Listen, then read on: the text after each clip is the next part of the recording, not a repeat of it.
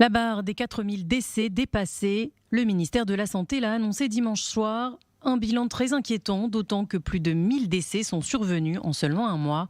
Même si le taux de mortalité du pays est nettement inférieur à la moyenne mondiale, puisqu'il est de 0,73% contre 2,14%, le nombre de décès par million d'habitants, lui, est plus élevé que la moyenne, étant de 434 patients par million d'habitants contre 261 pour la moyenne mondiale.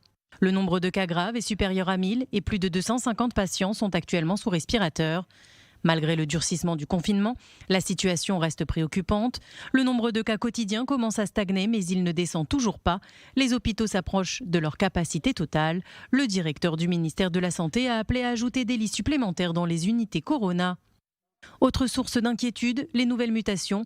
En raison de la rapidité de contagion de ces virus mutants, le ministère de la Santé exige un prolongement du confinement général.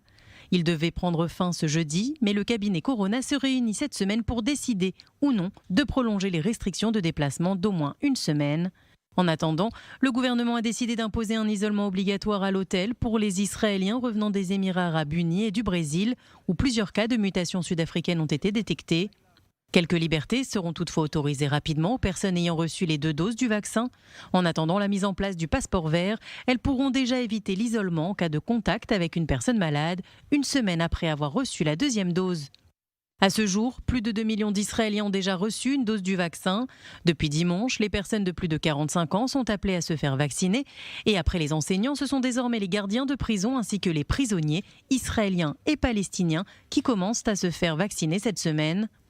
Avec la campagne de vaccination, l'observation des effets secondaires, légers pour la plupart et ne durant que de quelques heures à 2-3 jours. Sur les 2 millions de personnes vaccinées, 15 ont dû être hospitalisées.